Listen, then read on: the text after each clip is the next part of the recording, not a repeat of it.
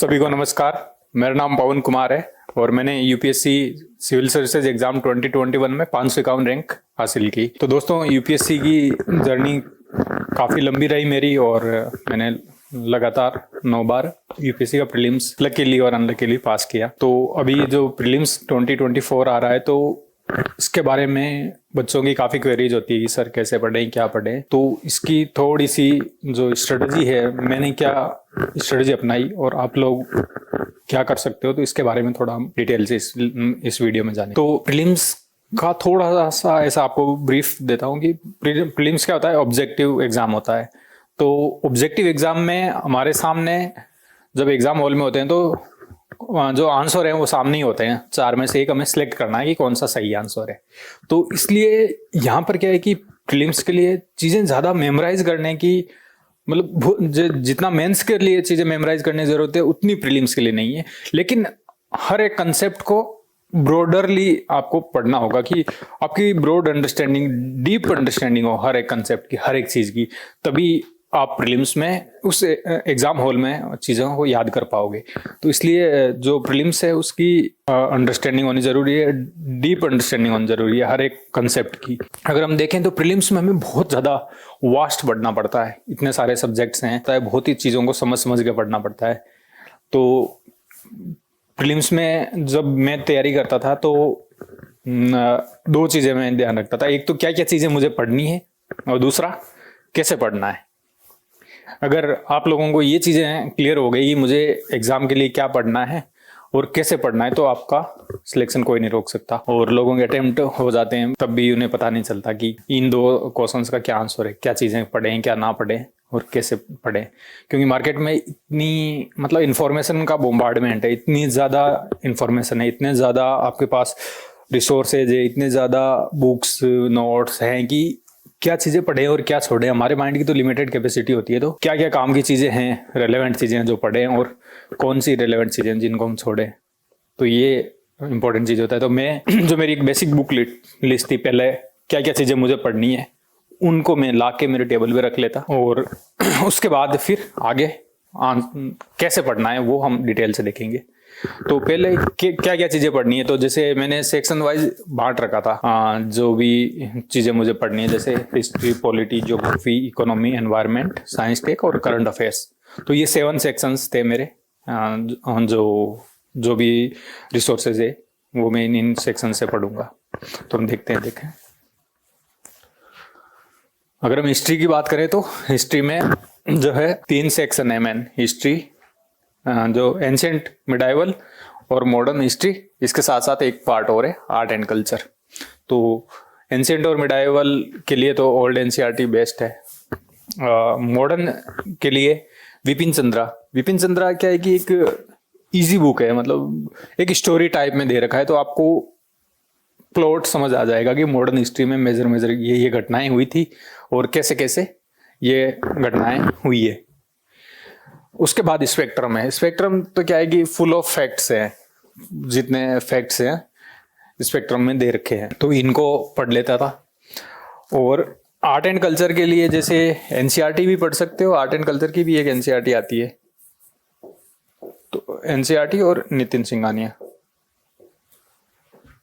ये चीजें आप पढ़ लेना। और जो आप पढ़ रहे हो जैसे ओल्ड एनसीईआरटी है या ये विपिन चंद्रा है या नितिन सिंघानिया है, तो इनमें हमेशा ये ध्यान रखना कि किस हिसाब से पढ़ना है आपको। हमेशा ऐसा नहीं कि किताब उठाई और पहले पन्ने से लास्ट पन्ने तक पढ़ दी। एक जो है डिफॉल्ट रीडिंग, ऐसा नहीं करना है। आपको पढ़ना है तो एकदम तरीके से पढ़ना है। क्या क्या चीजें एग्जाम पॉइंट ऑफ व्यू से इंपॉर्टेंट है, हर एक टॉपिक को पढ़ो। चाहे आप जैसे हड़प्पन सिविलाइजेशन पढ़ रहे हो तो हड़प्पन सिविलाइजेशन के बारे में जो भी पढ़ रहे हो, आप जैसे मोहनजोदड़ो के बारे में पढ़ रहे हो, तो एग्जाम में इससे क्या क्वेश्चन बन सकता है, इस मेंटेलिटी के साथ पढ़ना है, एकदम अवेयर होके, अलर्ट होके। अच्छा, एग्जाम में इस हिसाब से ये क्वेश्चन एग्जाम में बन सकते हैं, तो इस टाइप से आपको पढ़ना है। जो भी चीज पढ़ो, प्री में क्या क्वेश्चन बन सकता है, मेंस में क्या क्वेश्चन बन सकता है। अभी तो प्रीलिम्स का टाइम है, तो इस हिसाब से पढ़ना कि प्रीलिम्स में क्या क्या क्वेश्चन बन सकते हैं। ये हिस्ट्री हो गया। हिस्ट्री के बाद में पॉलिटी में मैंने 2-3 बुक पढ़ी थी। एम लक्ष्मीकांत भी पढ़ी थी, इसके अलावा सुभाष कश्यप है, वो भी पढ़ी थी मैंने।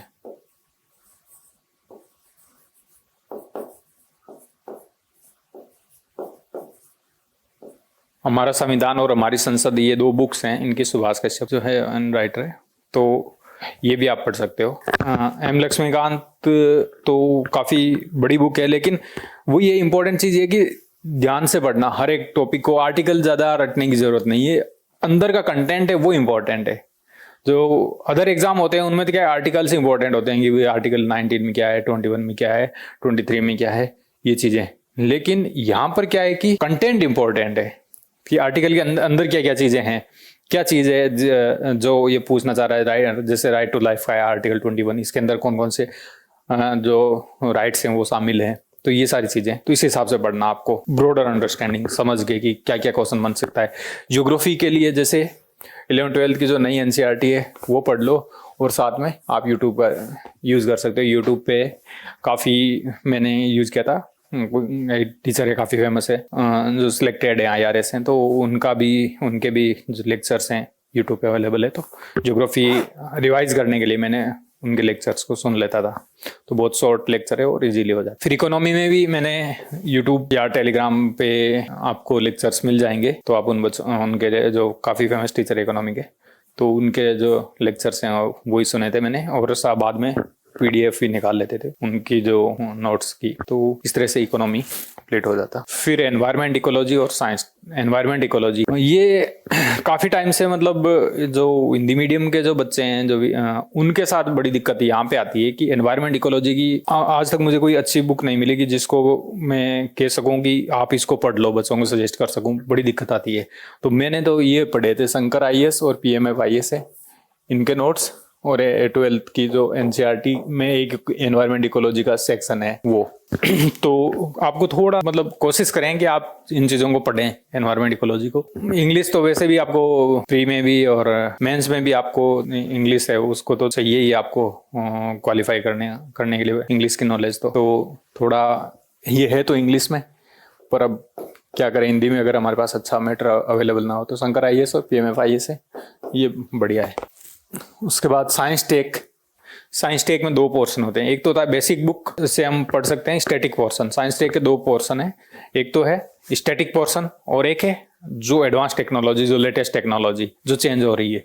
तो स्टैटिक पोर्शन है जैसे बेसिक साइंस या लाइफ साइंस बोलते हैं जिसको, जो सेल्स क्या होती है, ऑर्गेनिज्म क्या होता है, ठीक है, हमारा जो आसपास की डेली जो अप्लाइड साइंस है, जैसे फिजिक्स के यूजेज होते हैं, रेफ्रिजरेटर AC किस सिस्टम पे काम करता है, ये सारी चीजें जो हमारे आसपास की जो साइंस है, अप्लाइड साइंस, डेली यूज वाली साइंस, वो स्टैटिक पोर्शन होता है। तो उसके लिए आप एक कोई बेसिक बुक्स साइंस की पढ़ सकते हो। और टेक्नोलॉजी के लिए जो लेटेस्ट टेक्नोलॉजी है वो आप करंट अफेयर से इसको कवर कर लोगे। डेली आपको न्यूज़पेपर पढ़ोगे या मैगजीन पढ़ोगे तो उससे करंट अफेयर से जो टेक्नोलॉजी वाला पोर्शन है वो कवर हो जाएगा। फिर है करंट अफेयर्स। करंट अफेयर्स के बारे में यहाँ पर क्या है कि बच्चों के साथ बड़ी दिक्कत आती है कि इतने ज्यादा उनके पास रिसोर्सेज होते हैं। कोई कहता है ये न्यूज़पेपर पढ़ लो, कोई कहता है ये न्यूज़पेपर पढ़ लो, कोई कहता है ये बढ़िया है, कोई कहता है ये मैगजीन पढ़ लो, कोई कहता है ये मैगजीन पढ़ लो। तो बच्चे मतलब इतना ज्यादा इस करंट अफेयर्स को, इस चीज को टाइम दे देते हैं कि अदर पोर्शन है जो वो छूट जाते हैं। देख लो आप, करंट अफेयर्स हैं वो एक पार्ट है 100 में से, मतलब 15-20 क्वेश्चन आते होंगे जो करंट अफेयर से हैं, तो एक पार्ट है। तो इसके पीछे इतना टाइम ना दें, और करंट अफेयर्स को पढ़ने में थोड़ा नई जानकारी होती है तो मजा भी आता है। तो इस चक्कर में बच्चे यहाँ ज्यादा टाइम वेस्ट करते हैं। तो इस चीज को हमेशा ध्यान रखें, आराम से टाइम को डिवाइड करें कि किस पोर्शन को कितना टाइम देना है। जो वीक पोर्शन है उसको ज्यादा टाइम दे। तो करंट अफेयर्स में जो है पैराडॉक्स ऑफ प्लेंटी बोलते हैं कि बहुत ज्यादा हमारे पास रिसोर्सेज हो जाते हैं, तो इतना टाइम हम उनको दे देते हैं, टाइम वेस्ट कर देते हैं कि उसका कोई आउटपुट नहीं निकलता। तो इसलिए इसका ध्यान रखें। 1 न्यूज़पेपर 1 मैगजीन। एक न्यूज़पेपर आप कोई सा भी पढ़ लो और एक मैगजीन, बस जो भी अच्छी मैगजीन है तो वो पढ़ लो, और एक न्यूज़पेपर जागरण है या इंडियन एक्सप्रेस है, उनमें से कोई सा पढ़ लो। तो बस इस तरह से मेरे जो रिसोर्सेज थे करंट अफेयर्स के वो लिमिटेड थे मेरे पास, बहुत ज़्यादा बड़े रिसोर्सेज नहीं थे। लेकिन वो ये कि प्रीलिम्स है तो उसमें 100% तो किसी को होता नहीं कि भाई जैसे कि सारे क्वेश्चन मुझे आ रहे हो। कुछ एक क्वेश्चन होते हैं 20-30 क्वेश्चन जो हमें आ रहे होते हैं, जिन पे हम श्योर होते हैं। बाकी में तो क्या है कि एक इंट्यूजन होता है हमारा, कैलकुलेटेड गैस होता है कि अच्छा ये इस हिसाब से ये आंसर होगा इसका। थोड़ा सा मतलब इंट्यूजन या गैस वो आपको डेवलप करना होगा। तो ये लिमिटेड रिसोर्सेज है, इनको बार बार पढ़ें। अब 2 क्वेश्चन मैंने बताए थे कि प्रीलिम्स में एक तो क्या पढ़ना है और दूसरा कैसे पढ़ना है। कैसे पढ़ना है तो इसके बारे में हम देखते हैं। सबसे पहले तो प्रीवियस ईयर्स के क्वेश्चन पेपर आपकी टेबल पे होने चाहिए। प्रीलिम्स के आप सॉल्व्ड क्वेश्चन पेपर है वो आप अपने पास रख सकते हो। और सबसे इंपॉर्टेंट चीज है ये, जब भी मैं प्री के लिए बैठता प्रिपरेशन करने तो प्रीवियस ईयर्स के क्वेश्चन पेपर को मैं जरूर 2-3 बार जरूर निकालता। इससे आपको पता चल जाएगा प्रीवियस ईयर्स क्वेश्चन पेपर करोगे तो कि यूपीएससी किस टाइप के क्वेश्चन पूछ रही है। जैसे पॉलिटी है, पॉलिटी के लिए एम लक्ष्मीकांत है, सभी लोग पढ़ते हैं, ठीक है, चाहे स्टेट पीसीएस हो, चाहे टीचर का एग्जाम हो, चाहे यूपीएससी का। लेकिन किस अप्रोच से हमें पढ़ना है, यूपीएससी के लिए क्या अप्रोच चाहिए, वो अप्रोच हमें कैसे पता चलेगी? हमें पता चलेगी प्रीवियस ईयर्स के क्वेश्चन पेपर से।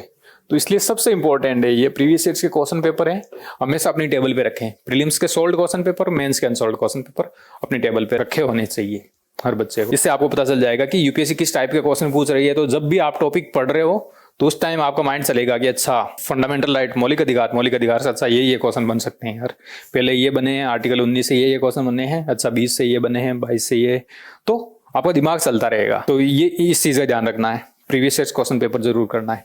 फिर दूसरा है पढ़ते टाइम क्या है कि एक टॉपिक को 10 बुक से हमने अलग अलग पढ़ा, उसके बजाय अगर हम एक ही बुक से उसको 10 बार पढ़ें तो वो ज्यादा क्लियर होगा। हर बार आप जैसे ही कोई बुक को रिवाइज करोगे, वापस पढ़ोगे, तो हर बार आपको लगेगा कि यार मैंने कुछ नया किया है, कुछ नया, समथिंग न्यू। तो इस तरह से पढ़ने की एक टेक्निक होती है rapid reading technique. Rapid reading में क्या करते हैं कि हम जो नॉर्मली क्या करते हैं कि किसी चीज को ज्यादा टाइम दे देते हैं। जैसे मान लो मॉडर्न स्पेक्ट्रम पढ़ रहा हूँ या एम लक्ष्मीकांत पढ़ रहा हूँ, तो अब इतनी बड़ी बुक है तो अब ये तो एक महीने में भी मेरे से कंप्लीट नहीं होगी, तो 1 महीना 1.5 महीना इतना टाइम देना। तो उसमें क्या है कि जैसे जैसे टाइम बीतता जाएगा ना, वैसे वैसे हम बोर हो जाएंगे, मजा नहीं आएगा पढ़ने में। जैसे जैसे लंबे खींचती है ना चीजें, वैसे वैसे उसको फिनिश करना बड़ा टफ हो जाता है। तो इसलिए कोशिश करें, रैपिड रीडिंग टेक्निक है। एक सिलेक्टेड पर्सन थे, उन्होंने मुझे ये बताया था कि एक बुक को लें और उसको जल्दी फिनिश कर दें। पहली रीडिंग दें, पहली रीडिंग में आपको थोड़ा बहुत वो बुक क्या कहना चाह रही है, टॉपिक की थोड़ी बहुत अंडरस्टैंडिंग होगी, अंडरलाइन कर लें जहां जहां आपको प्रॉब्लम आ रही हो, समझ ना हो, ठीक है। उसके बाद जब आप जैसे मान लो मैं ऐसे करता था कि डेली का मेरा टारगेट रहता था 100 पेज का। जैसे हिस्ट्री पढ़ रहा हूं मैं, एनसीईआरटी पढ़ रहा हूं मान लो, तो 100 पेज का टारगेट रहता था। तो 400-500 पेज है तो 4-5 दिन में कंप्लीट हो जाती है। अगर कोई बुक बड़ी है, 1000 पेज है या विपिन चंद्र है जैसे ज्यादा पेजेज हैं, तो थोड़ा ज्यादा टाइम लग जाता, 1-2 दिन एक्स्ट्रा लेता। तो 100 पेज का मेरा टारगेट रहता। उसमें से मैं अगर 80 पेज भी पढ़ पाता तो मैं सोचता 80% टारगेट अचीव्ड।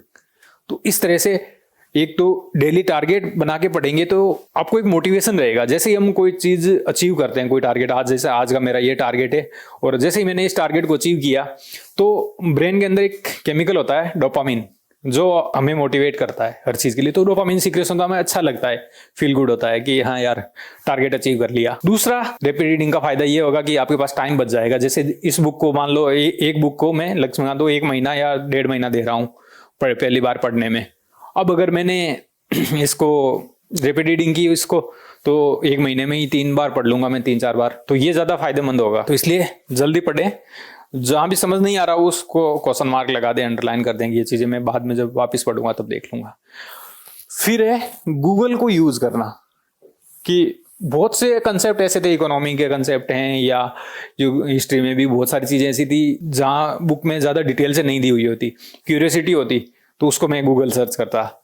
इसका फायदा ये होता कि जब कोई टॉपिक है या कोई नाम आया है या कोई टेक्नोलॉजी आई है, जैसे CRISPR-Cas9 टेक्नोलॉजी आई है, तो आर्टिकल दे रखा है इसके बारे में, इसके क्या क्या यूज है, लेकिन मुझे पता नहीं ये क्या है, तो मैं गूगल करता, इसको समझता, कोशिश करता कि क्या क्या चीजें हैं, ठीक है। तो मैंने अपना दिमाग लगाया, इसको सर्च किया, इसके बारे में पढ़ा, तो एग्जाम में मुझे तुरंत याद आ जाता, अच्छा CRISPR हाँ वहां पढ़ा था, उस टाइम गूगल किया था। तो इस तरह से हर एक कंसेप्ट हो, चाहे इकोनॉमिक्स का कंसेप्ट हो, चाहे कुछ भी हो, आप जहां भी समझ नहीं आ रहा हो तो गूगल से आप जरूर सर्च करके और कोशिश कर सकते हैं समझने का। तो इस तरह से आपके पास क्या क्या चीजें पढ़नी है, बुक लिस्ट बना ली, और उसको कैसे पढ़ना है। तो कैसे पढ़ना है, तो एक तो जल्दी जल्दी पढ़ना है, दूसरा गूगल का उसका यूज करना है, तीसरा कि पढ़ने से पहले कोई भी टॉपिक है उसको पढ़ रहा हूँ, मान लो मौलिक अधिकार पढ़ रहा हूँ, तो मौलिक अधिकार पढ़ने से पहले मैंने एक बार पेपर देख लिया, प्रीवियस ईयर के क्वेश्चन पेपर में आ गया कि अच्छा मौलिक अधिकारों से ये क्वेश्चन बने हैं या नीति निर्देशक तत्वों से ये क्वेश्चन बने हैं, तो मेरे लिए पढ़ना इजी हो गया। इन चीजों का ध्यान रखें। और चौथा कि एग्जाम में जब आप क्वेश्चन अटेम्प्ट कर रहे हो तो जो आंसर की बढ़ने का उसका भी थोड़ा ध्यान रखें कि ऐसा ना हो कि आप जिस सीसेट वाले में टाइम कम रहता है, तो कई बार ऐसा, एक दो बार ऐसा हो गया था मेरे साथ कि लास्ट के 5-10 मिनट बचे थे, उसमें वो पूरा 100 गोले भरने थे। बड़ा चैलेंजिंग हो जाता है उस टाइम। तो साथ में जो भी आप कर रहे हो क्वेश्चन, उसके साथ आंसर शीट है उसको भी फिलअप करते रहें। और जो एग्जाम से पहले अपने माइंड को थोड़ा सा रिलैक्स रखें और नर्वस ना हो। कई लोगों में बड़ी दिक्कत आती है एग्जाम से पहले, जैसे जैसे एग्जाम नजदीक आता है हार्ट बीट बढ़ जाती है कि नींद नहीं आती, और जो है एग्जाम पता नहीं क्या होगा, बिगड़ जाएगा एग्जाम। तो थोड़ा अपने स्ट्रेस मैनेजमेंट पे ध्यान दें।